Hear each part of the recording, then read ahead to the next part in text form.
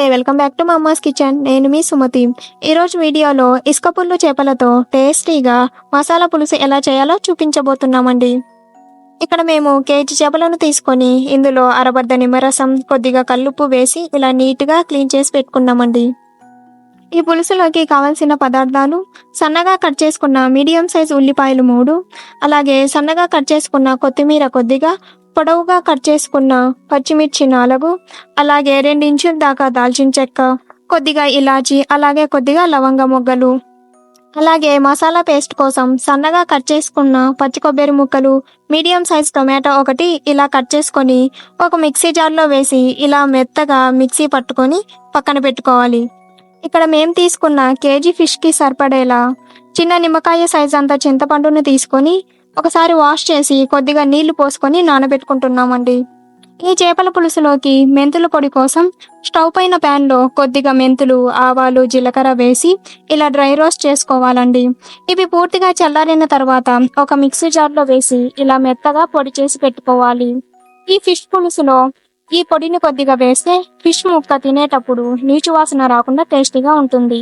ఇప్పుడు stove on చేసి కడాయి పెట్టుకొని ఇందులో 3 టేబుల్ స్పూన్ల దాకా ఆయిల్ పోసుకోవాలి.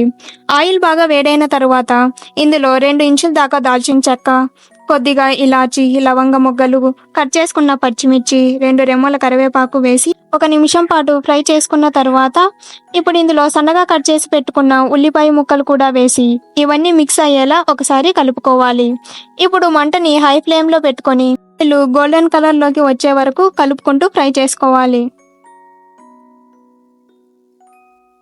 ఇక్కడ చూడండి, ఉల్లిపాయలు మొత్తం ఇలా ఈవెన్గా ఫ్రై అవ్వాలండి. ఇప్పుడు మంటని లో ఫ్లేమ్లో పెట్టుకొని ఇందులో 1 టేబుల్ స్పూన్ దాకా ఫ్రెష్ అల్లం వెల్లుల్లి పేస్ట్ వేసుకోవాలి. ఈ అల్లం వెల్లుల్లి పేస్ట్ పచ్చివాసన పోయే వరకు ఫ్రై చేసుకోవాలి. ఇప్పుడు ఇందులో ముందుగా మిక్సీ పట్టుకున్న మసాలా పేస్ట్ని వేసి ఒకసారి అంతా మిక్స్ చేసుకోవాలి. అలాగే ఇందులో 1/2 టేబుల్ స్పూన్ దాకా పసుపు, 1 టేబుల్ స్పూన్ ధనియాల పొడి వేసి మంటని మీడియం ఫ్లేమ్లోకి టర్న్ చేసుకొని మనం వేసుకున్న మసాలా పేస్ట్ పచ్చివాసన పోయే వరకు ఫ్రై చేసుకోవాలి. ఈ మసాలా పేస్ట్ని ఇలా 2 నిమిషాలు ఫ్రై చేసుకోవాలండి. ఇలా కొద్దిగా ఫ్రై అయిన తరువాత ఇప్పుడు ఇందులో 2 టేబుల్ స్పూన్ల కారం పొడిని కూడా వేసి ఒకసారి అన్నీ మిక్స్ అయ్యేలా కలుపుకోవాలి. ఇలా కలుపుకుంటూ ఈ మసాలా పేస్ట్ నుండి ఆయిల్ సపరేట్ అయ్యే వరకు ఫ్రై చేసుకోవాలి. చూడండి, ఇలా ఫ్రై అయిన తర్వాత ముందుగా నానబెట్టుకున్న చింతపండు నుండి రసాన్ని తీసి ఇందులో పోసుకుంటున్నామండి. అలాగే కర్రీ కన్సిస్టెన్సీకి తగ్గట్టుగా ఇందులో కొద్దిగా వాటర్ కూడా పోసుకుంటున్నామండి. ఇక్కడ మేము ఈ కప్పుతో 2 కప్పులు నీళ్లు పోసుకున్నాము. ఈ ప్రాసెస్లో ఎక్కడ ఉప్పు వేసుకోలేదు కాబట్టి మీ టేస్ట్కి తగ్గట్టుగా ఇందులో కొద్దిగా ఉప్పు, అలాగే కారం కూడా అడ్జస్ట్ చేసుకోండి. ఈ పులుసు బాగా ఉడికే వరకు ఒక 10 నిమిషాలు మూత పెట్టి ఉడికించుకుంటున్నామండి.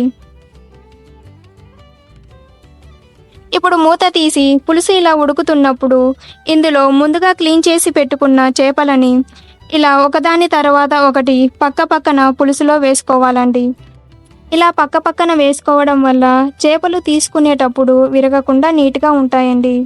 ఇప్పుడు పులుసులో చేపలు మొత్తం మునిగేలా ఇలా కొద్దిగా అడ్జస్ట్ చేసుకోవాలి. ఇప్పుడు మూత పెట్టి మంటని మీడియం ఫ్లేమ్లోనే ఉంచుకొని ఈ చేపలు ఉడికే వరకు మధ్యలో మూత తీసి పులుసు అడుగంటకుండా ఇలా కడాయిని క్లాత్తో పట్టుకొని కదుపుకుంటూ ఉండాలి. ఇప్పుడు మూత పెట్టి పులుసు దగ్గర పడే వరకు కొద్దిసేపు ఉడికించుకోవాలి. ఇప్పుడు మూత తీసి మనం చేసుకుంటున్న ఫిష్ మసాలా పులుసు ఆల్మోస్ట్ అయిపోతుంది అనుకున్నప్పుడు ఇందులో ముందుగా మిక్సీ పట్టుకున్న మెంతి పొడిని 1/2 టేబుల్ స్పూన్ వేసి గరిట పెట్టకుండా పొడి క్లాత్తో కడాయిని పట్టుకొని ఇలా కదుపుకోవాలి. ఇందులో మనం ఇప్పుడే పొడి వేసుకున్నాం కాబట్టి ఇలా ఒక 2 నిమిషాలు ఉడికించుకోవాలి. ఇప్పుడు ఇందులో ఫైనల్గా కొద్దిగా కొత్తిమీర వేసుకుంటే మనం చేసుకున్న ఇసుక పుల్లు చేపలతో మసాలా పులుసు రెడీ అయిపోయిందండి. ఇప్పుడు స్టవ్ ఆఫ్ చేసి మూత పెట్టుకుంటున్నానండి.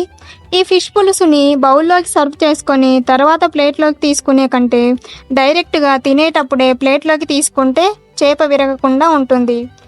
ఈ చేపల పులుసు వేడి వేడి అన్నంలోకి చాలా బాగుంటుందండి.